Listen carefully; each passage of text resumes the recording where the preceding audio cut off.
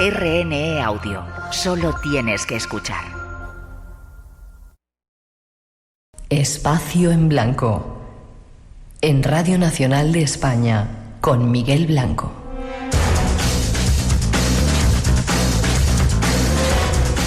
Son las 2:04, 1:04 en las Islas Canarias y seguimos en directo disfrutando de la radio de madrugada y de vuestra compañía. Saludos para todos de nuevo y nuestra gratitud por seguir conectados a pesar de lo que dice el EGM.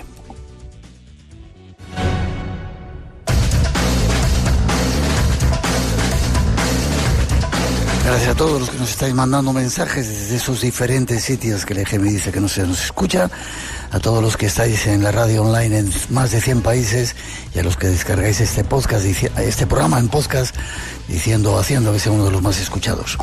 Y seguimos. Nuestro siguiente tema nos va a llevar hasta un asunto que tiene que ver con una horcada. Ya veréis qué interesante.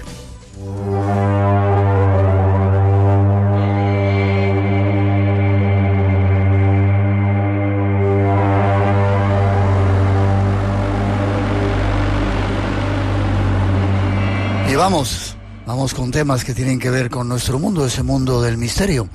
Y para daros algunos datos, la cantautora Rosa Martín se suicida en el jardín de Fran, un hombre al que amaba y que la trataba como un mero objeto sexual. Su espíritu lo atormenta a él y a su familia en busca de venganza y se convierte en un fantasma. Y tiene que ver con algo que han hecho en forma de película. Ahí va el tráiler para que tengáis más datos.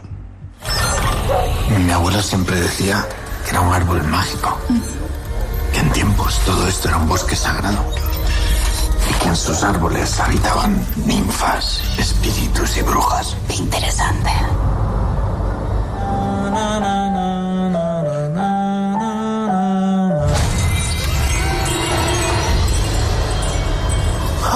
No era mi novia, solo nos veíamos de vez en cuando.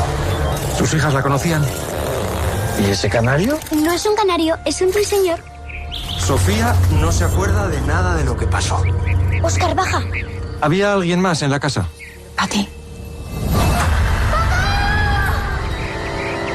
¿Qué le ha pasado a tu ruiseñor? ¿Qué le ha pasado a Óscar? Eres un fantasma, ¿verdad? ¿Está aquí ahora? Me gusta jugar. En el sueño, ella te estrangula con la soga con la que se suicidó. Mis hijas también están obsesionadas con ella. Rosa, ¿estás ahí? Queremos hablar contigo. ¡No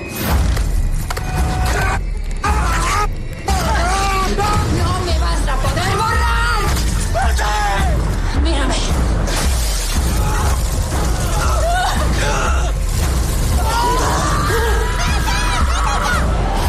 Mírame.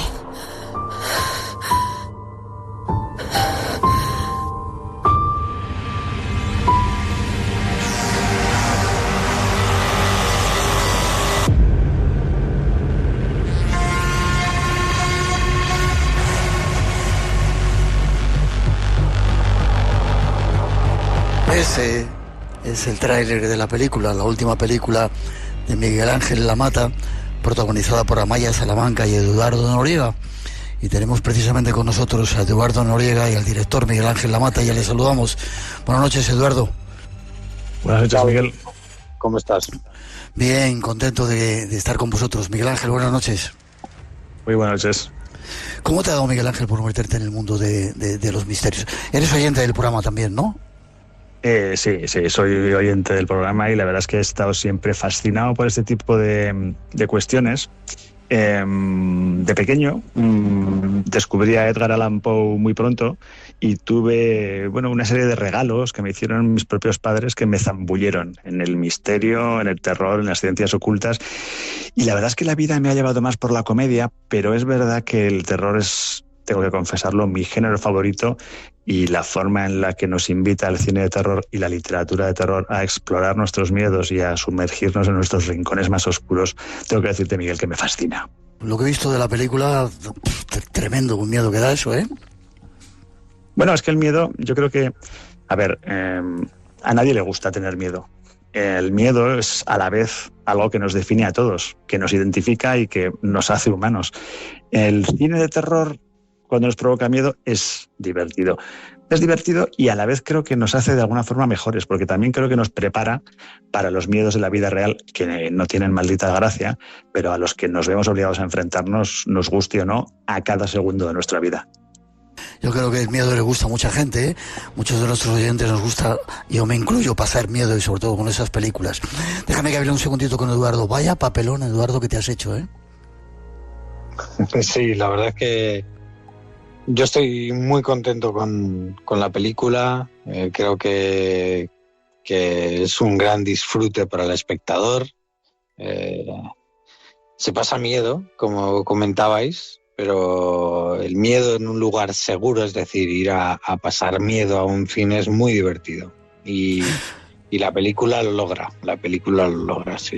Lo hemos disfrutado mucho haciéndolo y ahora esperamos que la gente lo esté disfrutando en el cine también. Qué bien. ¿Crees en los fantasmas, en la vida más allá de esta vida, por ejemplo? Pues yo no creía en absoluto en los fantasmas.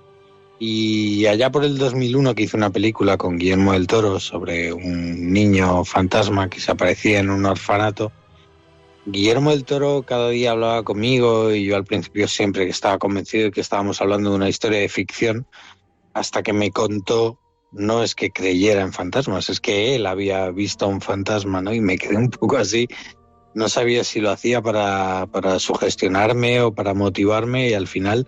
No, era un tío convencidísimo de que había estado ante la presencia de un fantasma. Luego el amigo Lamata también tiene sus creencias. Y pero no es que sean creencias, no es que crean fantasmas, Eduardo, es que están ahí.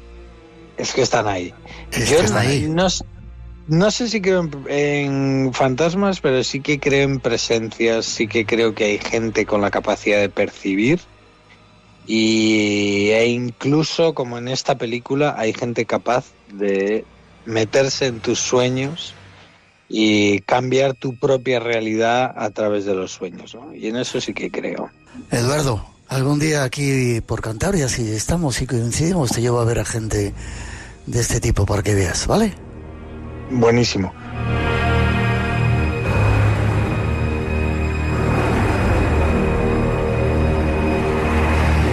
Se cumplen 30 años de la película Tesis Amenábar, en la que estabas ahí también como actor, ¿verdad? Sí, 30 años acabamos de cumplir del estreno, sí. Y ahora te metes en este otro papel. ¿Qué me podías contar del guión? Vamos a tener dentro de poco a la persona en la que está basada todo este libro, Maite Navales. Sí, Maite Navales. Sí, vamos a hablar más en profundidad. La novela La Horcada, sí, y el guión, que es una adaptación de su novela. Mira, la novela tiene influencias como Stephen King, El cementerio de animales también tiene influencias, está inspirada en el cuento de Oscar Wilde, El ruiseñor y la rosa, y hay una coincidencia en el ruiseñor y la rosa, que hay un personaje masculino, hay un hombre que se cree un poeta con profundos sentimientos, y en realidad es un egoísta sin alma que destruye a un pequeño ruiseñor, o el corazón de un pequeño ruiseñor. Y hay algo de mágico, de cuento, hay algo tremendamente hipnótico en esta historia que me entusiasmó desde el primer momento. Y este fantasma que no se quiere ir de la casa, o que no puede irse, que no sabe irse de esta casa donde le han hecho mucho daño en la vida, y ella decide finalmente quedarse para vengarse, pero en realidad es alguien que no es capaz de hacer la transición, ¿no? Y bueno, yo creo que la película es un disfrute porque juega con el espectador, ¿no? Juega con la percepción de la realidad del espectador, y eso me interesó desde el primer momento. Y a la vez habla de algo muy nuestro, ¿no? Habla de cómo a veces nos enamoramos de quien no debemos, y cómo cuando ese amor no es correspondido, mezclado con nuestro orgullo, literalmente nos devora, y el amor se transforma en algo muy, muy oscuro en ocasiones, y la película habla sobre esto también. Os iba a decir que muchas veces en el programa, yo creo que incluso esta misma semana vamos a hablar de eso, de algunos fantasmas que se quedan enganchados, y no como película o como ficción, sino como algo real. Amaya Salamanca, Eduardo Noriega y Cosette Silguero. Amaya hace un papel increíble y Cosette, vaya personaje, ¿eh? Sí, decir que es una niña es un intérprete con una habilidad especial, casi te diría paranormal. Pasaron algunas cosas durante este rodaje, porque ya sabéis que un rodaje de una película mueve un gran número de energías creativas que, si el director tiene suerte y hace bien su trabajo, a veces todas navegan en la misma dirección. Pero una película que explora estos temas, bien sean pues, el terror, lo esotérico, lo psicomágico, siempre es como una especie de motor emocional o de motor de energías que puede provocar que sucedan cosas no necesariamente terroríficas, pero sí peculiares. Y sucedieron varias, y desde luego algunas son simples anécdotas y las otras te dan más que pensar. La aproximación de Cosette a este personaje tan difícil a mí me parece simplemente asombrosa. Era como estar trabajando con una actriz adulta con 30 años de experiencia, y fue literalmente poseída por su personaje, Miguel.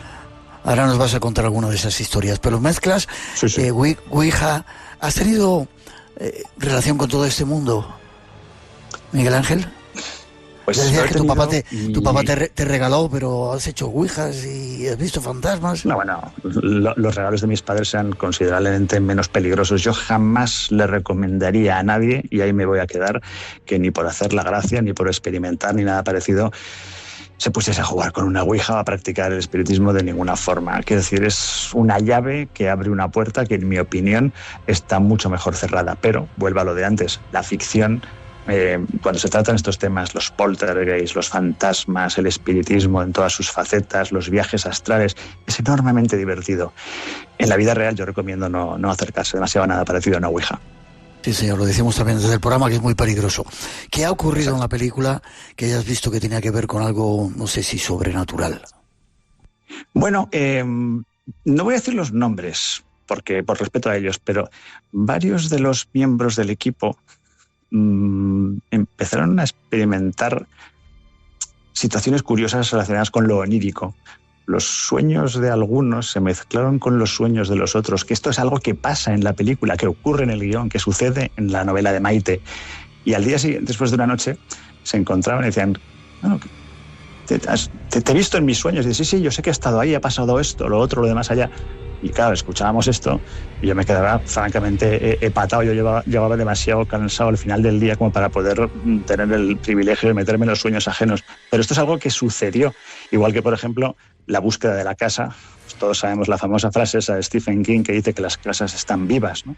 Y yo estoy convencido de ello. Es decir, en una casa, además una casa que lleva mucho tiempo construida, las energías que hay ahí, los residuos emocionales que han podido quedar, pues por supuesto que siguen ahí. Entonces, tardamos mucho en encontrar nuestra casa encantada, porque esta es una película que también es de casa encantada. Y cuando la encontramos, la casa en la que hemos hecho la película, la descartamos. Pensamos que no era la casa adecuada. Y alguien nos dijo, tenéis que volverla a ver. Y un mes después de descartarla, la volvimos a ver. Y la volvimos a descartar. Y otra persona nos dijo, no, es que esa casa os necesita a vosotros tanto como vosotros a ella. Tremendo. Y el dueño quería vender esa casa. El dueño quería vender esa casa por razones que no vienen al caso. La casa estaba muy desangelada. Era como ver un ser humano agonizando. Claro, el departamento de arte entró, la transformó enteramente, la cambió, le dio una vida nueva, le dio un espíritu nuevo, y la casa literalmente creo que nos recompensó con eso. Subió el clima cuando tenía que subir, de repente los almendros parece ser que florecieron a destiempo, y la casa, antes de acabar el rodaje, ya se había vendido, que era el objetivo principal del dueño, que esa casa fuese de otra persona.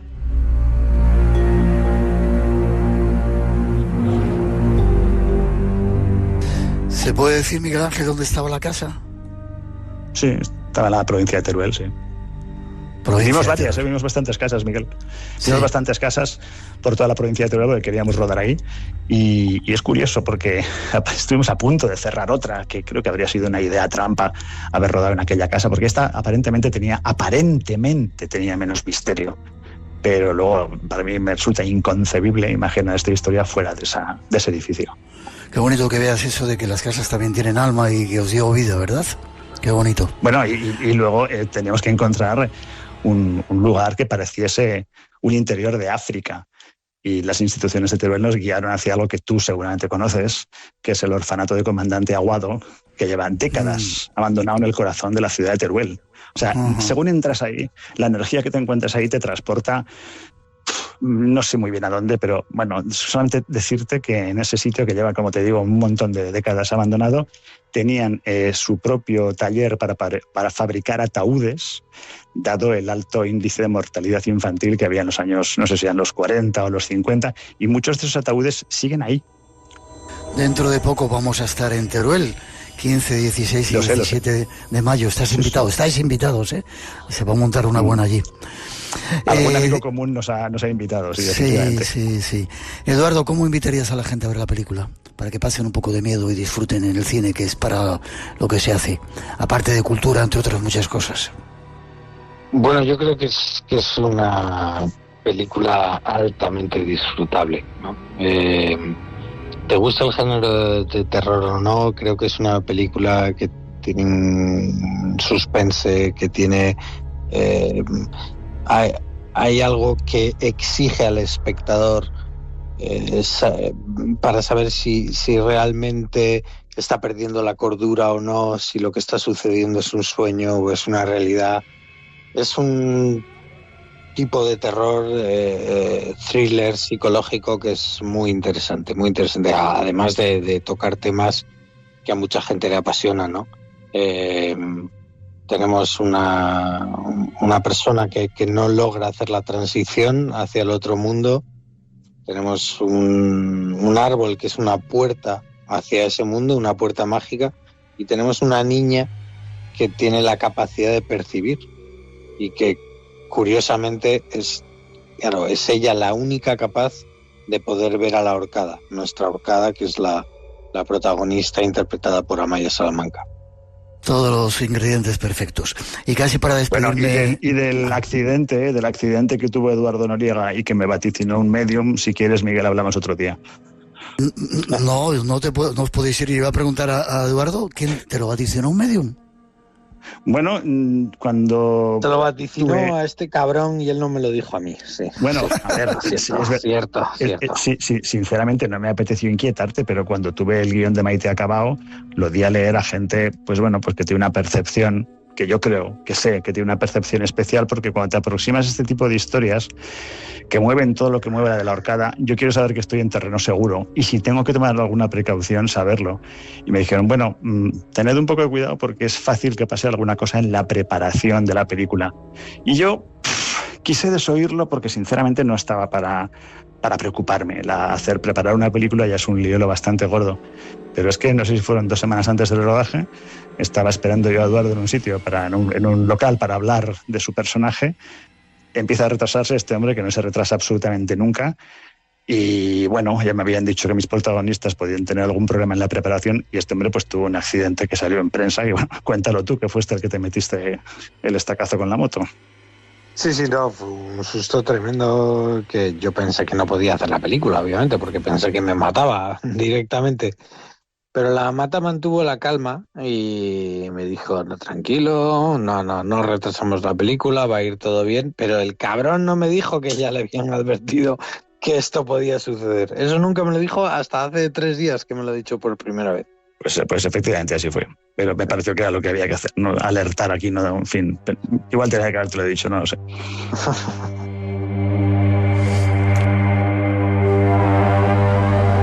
Para que luego digáis que no hay misterios por el mundo y cosas que suceden. Una película apoyada por Radio Televisión Española, que se estrena ¿cuándo, Miguel Ángel? El 22 de abril está en los cines, con lo que en prácticamente todos los cines. El fin de semana del 22 al 26 está en los cines de toda España. No me la pierdo. Eduardo, te cito algún día por Cantabria, por tu tierra, y te enseño a alguna gente de esta que hace cosas y ya verás, ¿vale? Si te atreves. Por supuesto, encantado. Por supuesto que sí. Muchas gracias, encantado. Y Miguel Ángel, te veo prontito porque vamos a seguir hablando de todo esto, de arcadas y de fenómenos extraños. Enhorabuena por la película, mucho éxito y un abrazo fuerte para los dos. Gracias, Miguel. Hasta pronto. Gracias.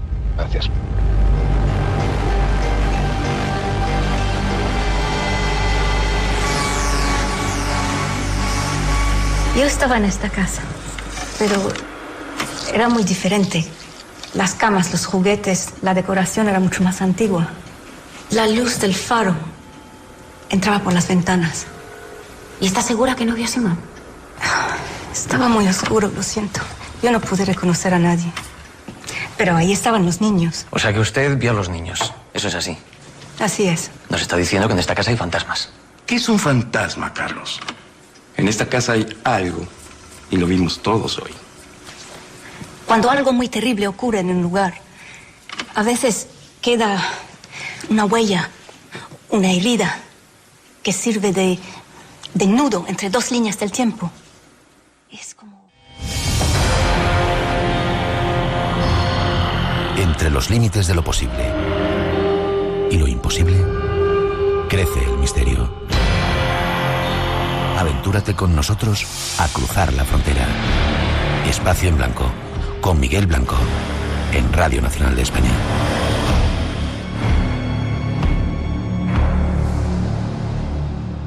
Desde Ecuador, la familia Carmona. En la ciudad de San Borondón. Escuchamos Espacio en Blanco.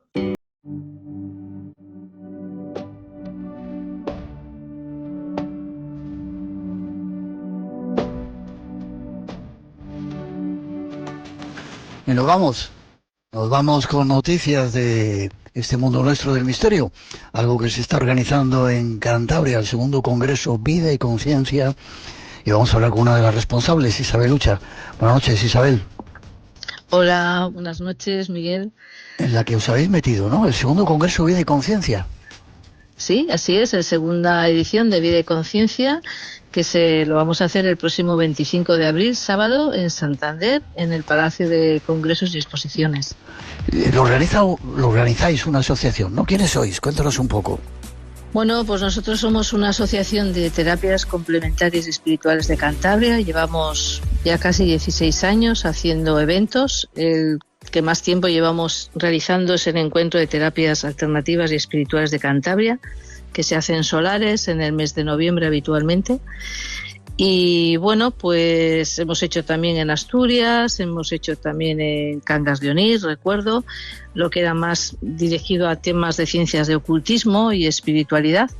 Y ahora estamos con este segundo congreso de Vida y Conciencia, que el objetivo es, bueno, pues darle a la gente una especie de planteamiento diferente, ¿no? De que puedan tener cierta constancia de después de que la vida humana siga habiendo vida, sobre todo para la gente que sufre por las pérdidas de seres muy queridos, y que luego el objetivo es que todo lo recaudado pues se lo vamos a donar a la asociación Buscando Sonrisas de Cantabria, que trabaja con niños de cáncer que están aquí en el Hospital Valdecilla, que ya lo hicimos así en la anterior edición.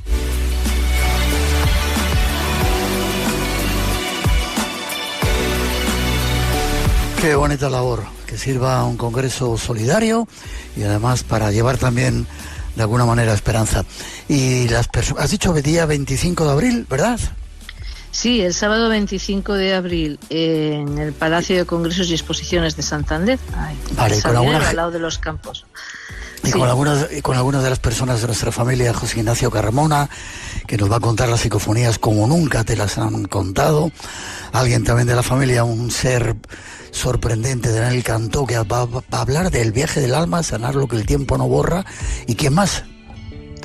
Pues también va a estar Andrea Campos, que forma parte de la comunidad espírita, y nos va a hablar de lo que es el planteamiento de los espíritas, de lo que pasa después de la muerte física, según su visión. Y también cerraremos con un medium psíquico que viene, que se llama Bhagavan Basket, y bueno, nos va a compartir una tarde de espíritus.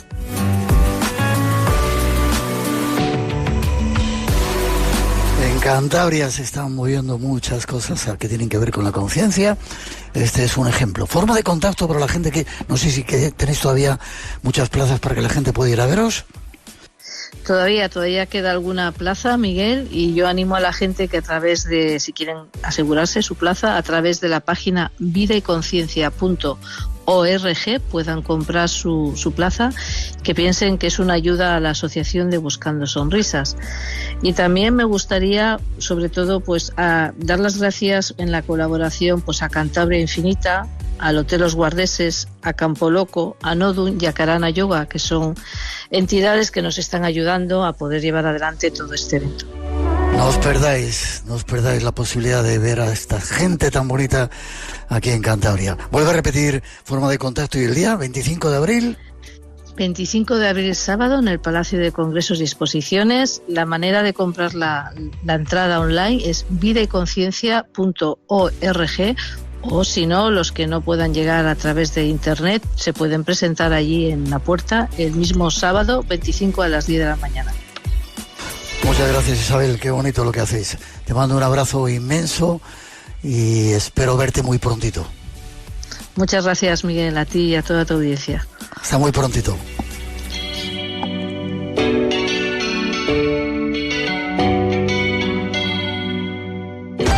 Radio Nacional de España, la radio por delante.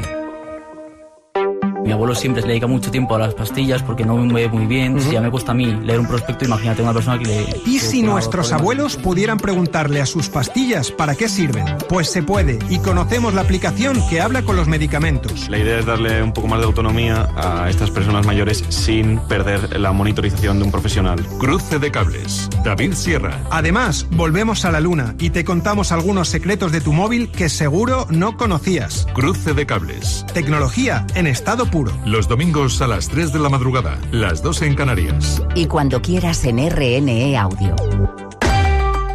Radio Nacional de España. Que viene de un folclore distinto al nuestro, de Centro Europa, también de los países nórdicos, pero se celebra la noche del 30 de abril al 1 de mayo y es una fecha que marca el momento de la transición entre lo que antiguamente se conocía como la temporada oscura y la que viene, que es la temporada de luz. ¿Una celebración pagana que ha adquirido la Iglesia o no? En este caso no. Sí, podríamos decirlo así. Convergen varias cosas en la noche de Walpurgis, y es que ya el propio nombre, Walpurgis, nos va a llevar a el nombre de una santa, Santa Walburga, que fue una monja benedictina que nació en Wessex, en Inglaterra, hacia el año 710, y es considerada la primera escritora inglesa, porque era una persona muy culta, sabía escribir, y se fue con un grupo de religiosos pues al territorio continental europeo, se fue a Alemania para evangelizar, y alrededor del año 748, esta santa, Santa Walpurga, pues en ese viaje para evangelizar le ocurre una cosa en la travesía. Está montada en el barco y hay una tormenta muy fuerte. Dicen que estaban en el Canal de la Mancha.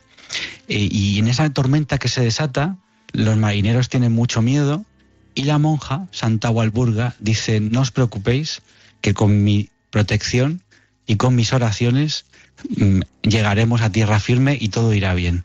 Y así ocurrió. Parece que la tormenta la sortearon mágicamente porque era muy terrible, y una vez en tierra ya empezó a ganarse la fama de ser una persona que, digamos que conjuraba las tormentas para que no hicieran daño. Como aquí se reza a Santa Bárbara, pues en Alemania, por ejemplo, y en otros países se reza a Santa Walburga cuando hay tormentas. Así que una vez ya en ese territorio, pues la monja hizo lo que pudo por cristianizar a los paganos, digámoslo así, pero había unas tradiciones ya asentadas que hablaban de unas fechas muy concretas, que son estas fechas del año, ¿no? Y entonces, bueno, la santa anduvo por allí, por esos territorios, murió en Alemania, de hecho, en el año 779, y fue canonizada en el año 870. Estamos hablando del siglo IX, cuando se celebra, como fue canonizada el 1 de mayo, pues la noche de Walpurgis se celebra justo el 30 de abril, justo el día anterior. Esta mujer fue canonizada y ahí ocurre otra cosa, Miguel, que te va a gustar mucho, porque sus restos tuvieron que ser trasladados de un monasterio a otro y ocurrió algo muy misterioso. ¿El qué? Pues que al abrir el sepulcro tuvieron que hacer un camino de 100 kilómetros entre dos ciudades alemanas, donde hoy descansa la santa, se llama Eichstätt, en Baviera, en la región de Baviera. Se encontraron con que del sepulcro, de sus restos concretamente, salía un aceite, exudaba un óleo que olía bien y que al aplicarlo a personas que tenían síntomas de posesión o que tenían algún tipo de asunto relacionado con el mal de ojo, al aplicarlos esos óleos o llevarlos como talismán, la persona se encontraba muchísimo mejor. Por tanto, fueron considerados esos óleos que salían del cadáver de la santa, pues un objeto religioso de primer orden, una reliquia que curaba todo lo que tenía que ver con el mal. Por tanto, a Santa Walburga se le puso como la monja que combatía al demonio y que combatía a la brujería. Pero hay otra cosa que es casi como el argumento en contra de ella, y es que la noche del 30 de abril, la noche de Walpurgis, es la noche en la que se produce uno de los mayores aquelarres, una de las mayores reuniones de brujas.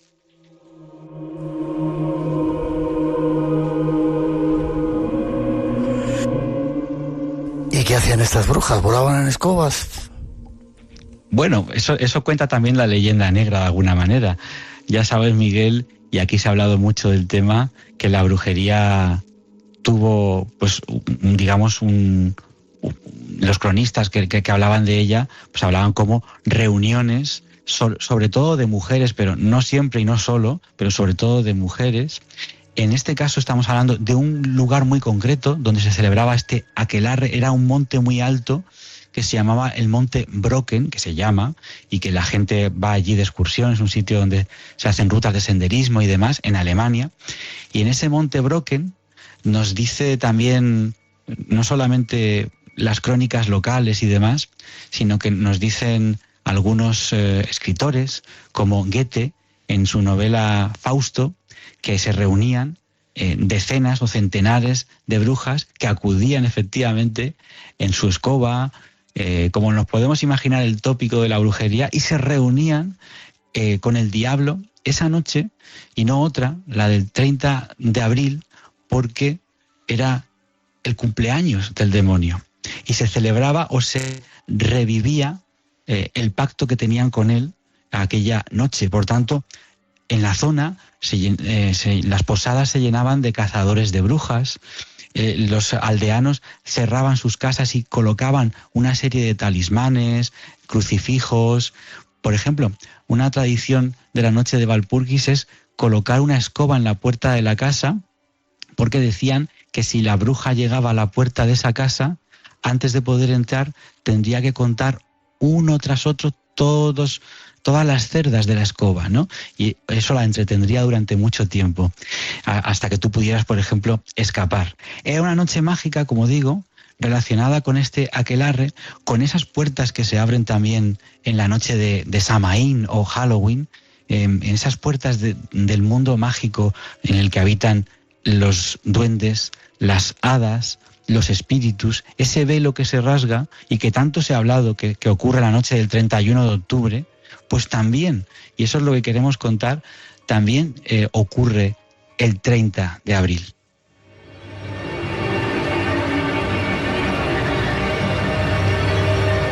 Y ahora, en un minuto que nos queda más o menos, te has empeñado entre la noche de Walpurgis a España, a Madrid. Vais a hacer un acto, ¿verdad?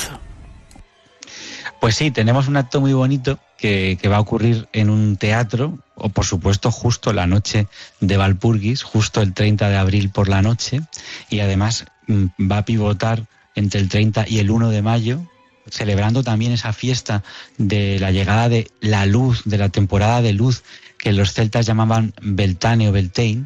Vamos a conjurar esas fuerzas, digamos, de la naturaleza, porque antiguamente el calendario agrícola era el que mandaba en las fiestas.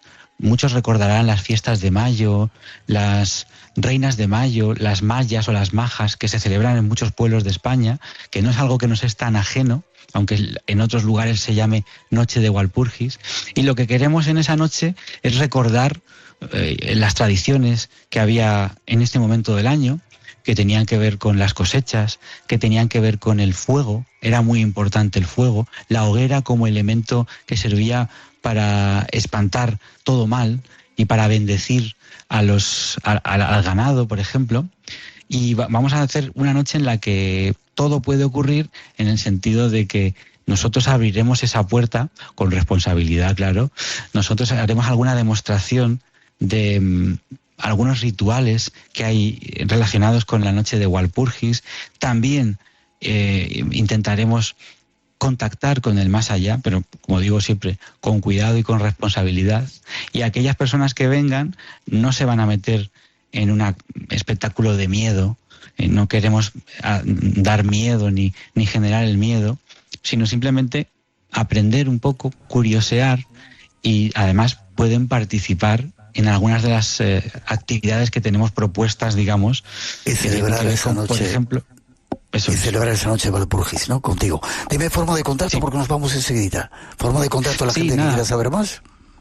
Muy sencillo, me pueden seguir en mis redes, que mis redes sociales son Madrid Misterioso, y en el caso de este evento, que se llama así, Noche de Walpurgis, lo van a tener en la web de rutasmisteriosas.es, ahí lo van a encontrar. Muchas gracias, gracias por traernos esas tradiciones también a nuestro país y celebrar esa Halloween de primavera, ese paso hacia la luz. Un abrazo fuerte, te veo prontito. Un abrazo, Miguel, y mucha luz para todos. Eso es.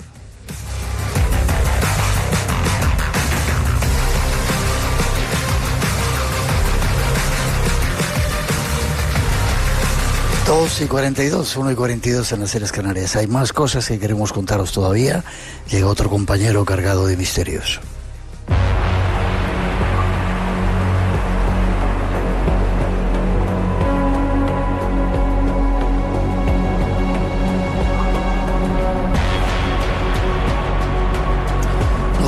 Nos vamos con esas historias que nos cuenta nuestro compañero Juan Gómez. Creo que hoy nos va a llevar a un hotel. Ya le saludamos. Buenas noches, Juan. Muy buenas noches, Miguel, como siempre, un placer. También para nosotros. Creo que hoy nos vas a llevar a un lugar. La huésped de un hotel tiene una extraña presencia o experiencia en su habitación que le lleva a percibir la presencia de una extraña mujer. No sé si lo he explicado bien. Sí, bueno, yo creo que sí. Yo creo que se entiende que hay alguien en un hotel que vive una experiencia extraña con algo que parece ser la compañía de una mujer, efectivamente. Pero fíjate bien, porque esta experiencia, lo que hoy vamos a conocer, tiene casualidades incluidas. Ya verás.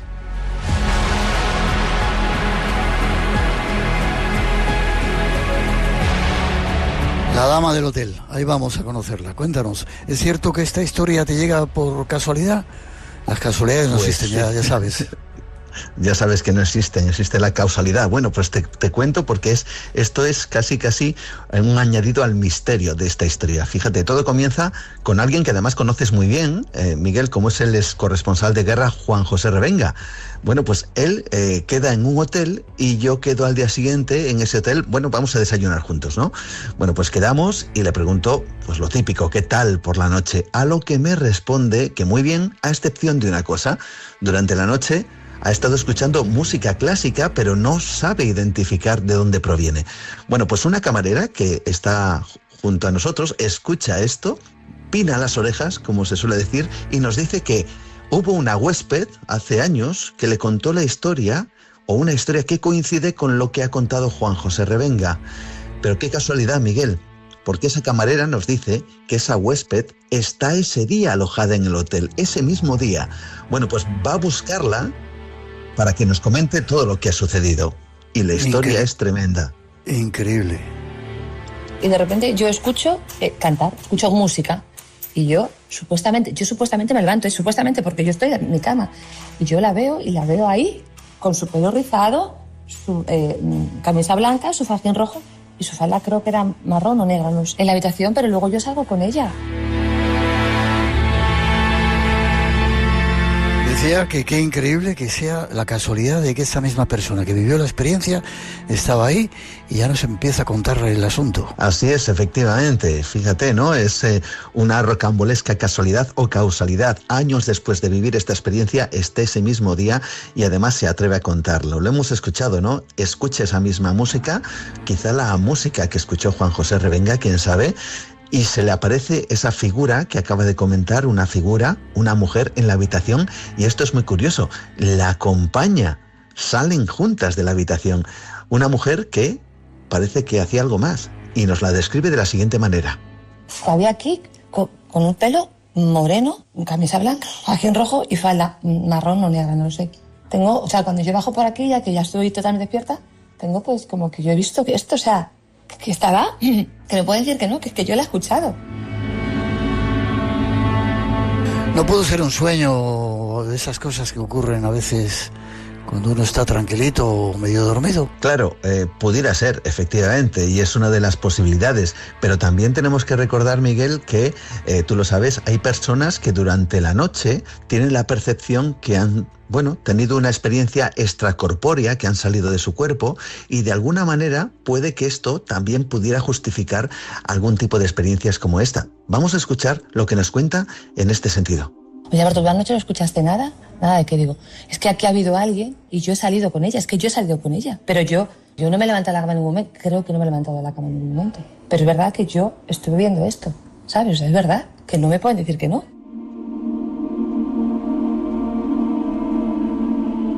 Y ella habla con la gente del hotel, comenta lo que ha visto. Claro, si esto hubiera sido solamente un sueño, pues se queda ahí en un sueño, se marcharían del hotel. Pero efectivamente se queda con ese run run, con esa sensación de que ha vivido algo absolutamente real, y habla con Cristina, que es la directora de este mismo hotel.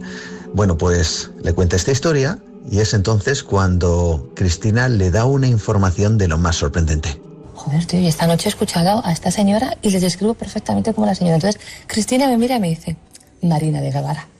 Y entonces yo pienso que se ríen de mí, ¿sabes? Y digo, pues empieza a hacer cosas. Y ayer cuando vino Cristina, que Bea le comentó, estábamos tomando algo, y te voy a contar una cosa, Mónica, lo que ha pasado. Llega una señora al salón, que llama a las vibras, que no sé qué, y dice, de repente ha visto una niña, y ha dicho ella, no es una niña, es una señora. Y claro, me quedas mirando y digo, a ver, Cristina, ¿me lo estás haciendo en serio? Y me dice, sí. ¿Y quién es Marina de Guevara?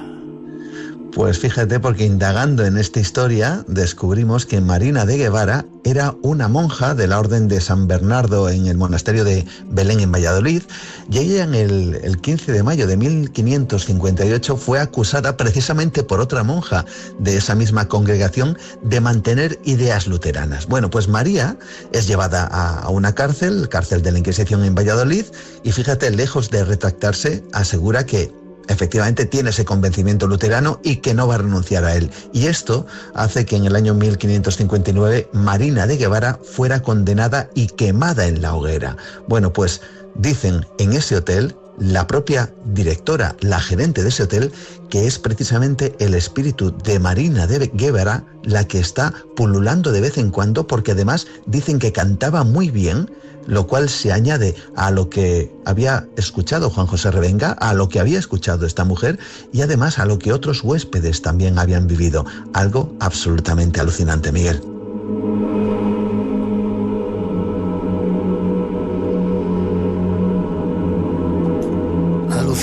Alucinante la historia.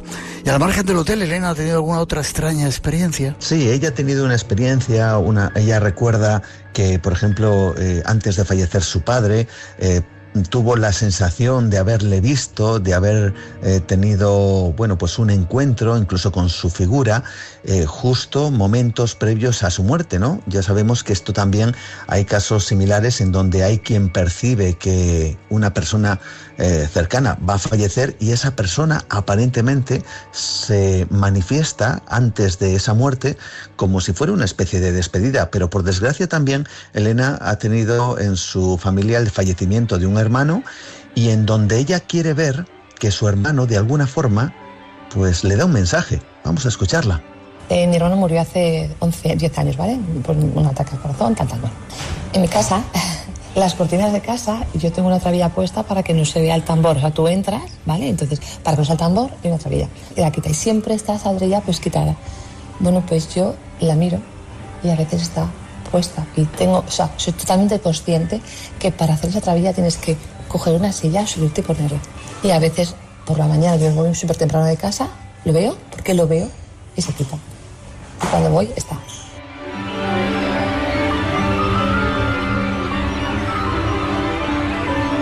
¿Qué son para ella estas experiencias? Pues fíjate, ella llega a una conclusión yo creo que muy positiva y que también nos puede hacer reflexionar. Vamos a escucharla. Gente que me quiere y gente que yo no me voy a olvidar de ellos. O sea, yo creo, quizás, cuando tú quieres a una persona tanto, un familiar, un amigo, quien sea, fallece, yo creo que como tú lo deseas tanto y tienes tantas ganas de volver a verlo, siguen contigo. Entonces, cuando tú ya no tienes recuerdo, los has olvidado. Y yo no quiero olvidarme de ellos. Me podré olvidar de su cara, me podré olvidar de su olor, me podré olvidar de sus... Pero no quiero olvidarme de ellos y yo soy quien hace por estar ahí.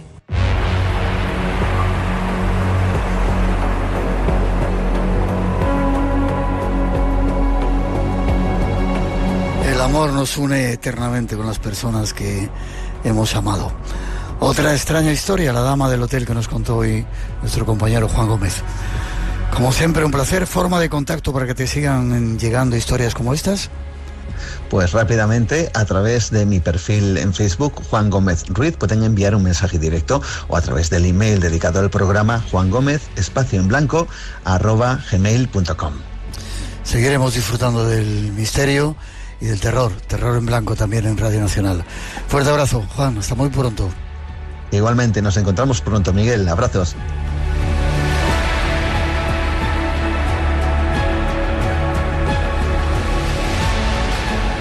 Espacio en Blanco, con Miguel Blanco. El tiempo de misterios en Radio Nacional.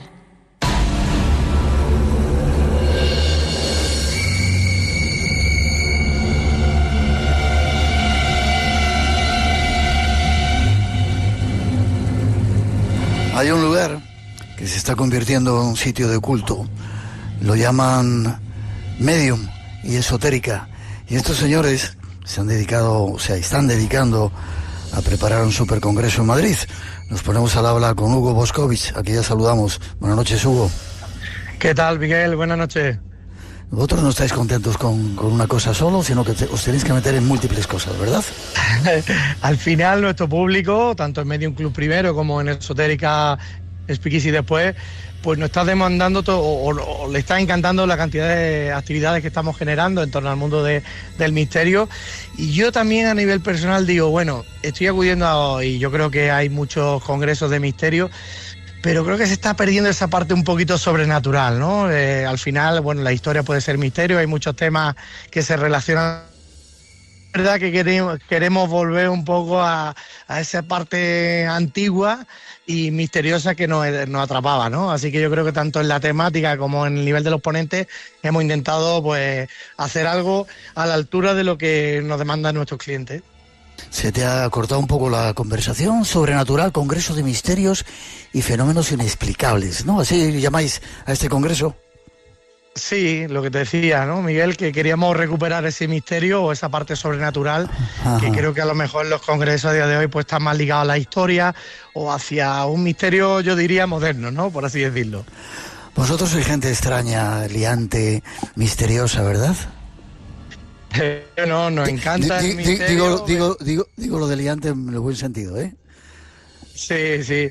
Al final venimos de una cultura atrapados desde Jiménez del Oso. Bueno, tú, que no te quiero decir que lleves muchos años, pero bueno, sí, todos sabemos de que, bueno, yo creo que recuperar esas historias que nos atrapaban desde el mundo de la psicofonía, los ovnis, propiamente el espiritismo. Yo creo que es interesante recuperar esa cultura y contarlo de una manera clásica, ¿no? Por así decirlo. Tú eres oyente del programa, ¿no? Sois oyentes del programa. Bueno, yo tengo espacio en blanco por las venas y lo bueno es que a través de las plataformas, pues te permite escucharlo en cualquier momento del día, y eso pues por ahí estamos conectados.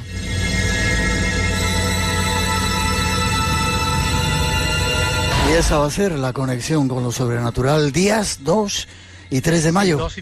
2 y 3 de mayo, un congreso que llevamos ya 4 meses anunciándolo, quedan muy poquitas plazas y la verdad que la demanda, la acogida del público final ha sido genial, porque bueno, cuando trae a personajes tan icónicos como el bueno de Miguel Blanco, que igual lo conoce, Javi Pérez Campo, Aldo Linares, Sol Blanco Soler, Miguel Pedrero, bueno, yo creo que el cartelón que tenemos es único, y yo creo que es muy importante para nosotros, ya no solo la temática, sino que venga apoyado por gente especialista en la materia.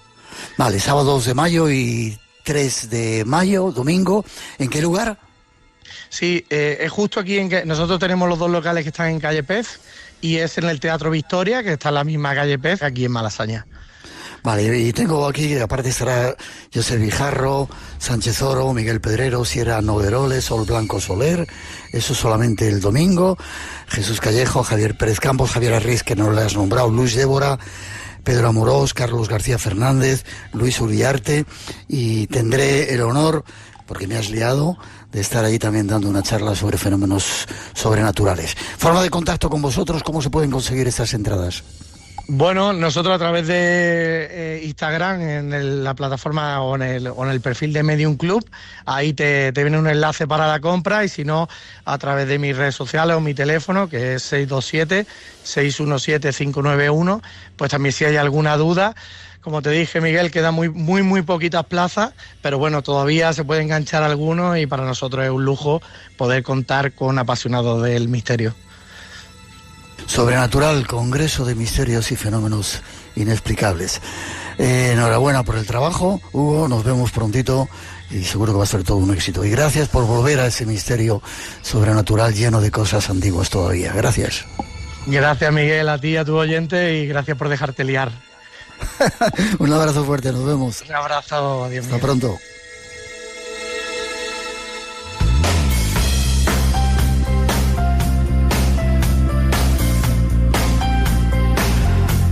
Dos y 58, 1:58 en las Islas Canarias, es el momento de cerrar el espacio en blanco. Ahí estaremos en ese teatro el día 2 de mayo y el 15, 16 y 17 en Teruel con un super programa especial al que estáis todos invitados, un congreso también. A partir de ahora nos ponemos a preparar las próximas citas y os necesitamos, como siempre, y con el deseo de que paren pronto esos tambores de guerra y vuelva la paz, ojalá pronto a nuestro mundo. Os dejamos y hasta las 3, un poco de nuestra música, os dejamos también con nuestros compañeros de la información y luego con David Sierra y su cruce de cables. Feliz semana, nos encontramos en este espacio en blanco abierto a todos y no os lo perdáis, que vienen aventuras apasionantes. Feliz semana. Por hoy terminamos. Recuerda que tienes una cita con el misterio. Aquí en Radio Nacional. Será dentro de 7 días, en el espacio en blanco. Hasta entonces, feliz semana.